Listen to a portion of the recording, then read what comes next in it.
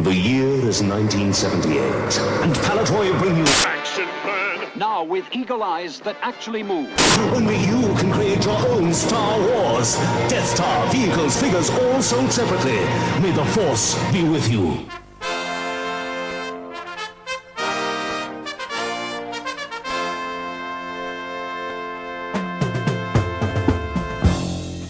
Hello, welcome back to Blue Harvest Vintage Toys, and we are talking vintage toys today. This is my first in my series of the vintage Star Wars fighters, ships, vehicles. So we're going to start off with the first one I ever got, and that is the X-Wing. This is from the Echo Base guide. So big up to Echo Base. If you want one of these, they are £15, I believe. So get on Echo Base and get one of these. Really good books. I've showed it before. Now, when we're talking about the X-Wing today, so obviously we know I've done a video before about the Kenner and the Palitoy X-Wing. So we're talking about the Palitoy X-Wing today. The Palitoy X-Wing was released in 1978 and was one of the first vehicles marketed on the Star Wars line in the UK. Similar to the Kenner edition, it features an opening cockpit canopy. Here we go, here's mine. The opening cockpit canopy, obviously.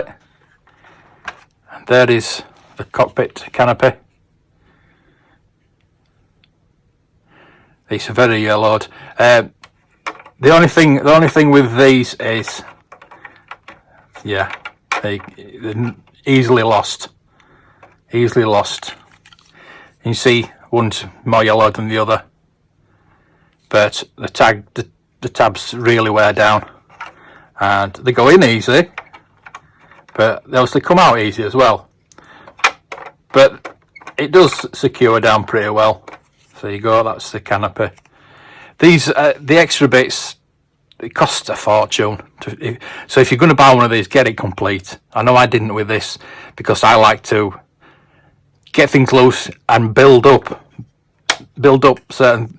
I mean, I paid £30 for that canopy, and then later on I bought another X-Wing with a canopy and with a cannon, which I'll talk about in a minute, for £25. So yeah, you gotta be patient. You've got to, you know. I just went out because somebody told me about it. I thought, I need one, I'll get it, £30. As the cockpit opens like that, you've also got the landing skid, as you can see, and you've got these two struts to the back, but it makes it look like it's landed. Always good for your playtime. This was always in my playtime, always.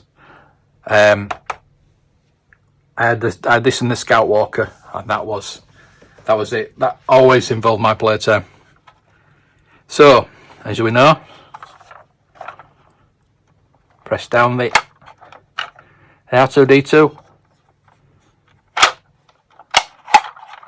and the S-files open up. Click it back, and go back. Excellent engineering, basic engineering. On the Kenner one, obviously, you had the blue button there, where I bet you always wondered as a kid what that was there for. But that was a little light, as you can see on the Kenner one. I did have a Kenner one. I had it in the shop, and I obviously got sold straight away. It was in the proper box and everything. It was brilliant. But I don't have one to compare with it. I'm hoping to get one, and maybe I'll do a comparison video. I mean, look at this. You can see, look, it's not being. I've not cleaned it. I've cleaned it a fair bit. I've stuck the stickers down a bit more. Original stickers, obviously, filthy, but it looks player one. It looks like it's been in battle. And the later versions obviously had the battle damage stickers, which is the version I had, the Empire Strikes Back version. And I did put the stickers on. A lot of people didn't. People don't like to put those stickers on for some reason. So you can find those battle damage stickers pretty easily on the aftermarket. So the other thing is put it back in S-Files. So you see the 4 laser cannons that again are always missing, nearly always missing, and that is a bit chewed. There are also 2 of these exact cannons go in the Palitoy Death Star. So he actually needs 6 of these. So there you go. Obviously, the pilot that goes into the X-Wing is X-Wing pilot Luke. Put him in there. Take his gun off him. You don't need it in there, you've got 4 more. The thing about X-Wing pilot Luke is mine did this as well. The head came off. You'll find a lot of glued heads with ones on the aftermarket. But it's simply because he didn't push them in far enough. He slammed that down, his head would become loose. And that's basically what mine did. I never ever tried to move it left to right. I will never try and move. Oh, that does actually move left to right. See, I've never tried it before, but it does. I won't move it any further than that, simply because my original one, head came off. And glue it in as you must when you're a kid. You don't know about putting bits in to hold it in place when you're a kid, but you do now. See what I mean about the canopy? So you're best taking the canopy off actually, and then putting it on, because as I say, that head does come loose. So there you go. That is the X-Wing. That is the most iconic ship, I think. I think it's more iconic than the Millennium Falcon, most probably. And I think they did retail about £10 back in the day. And you'd be lucky to get one for £50 now, even in this condition. I know this is not mint condition; it needs a lot of cleaning.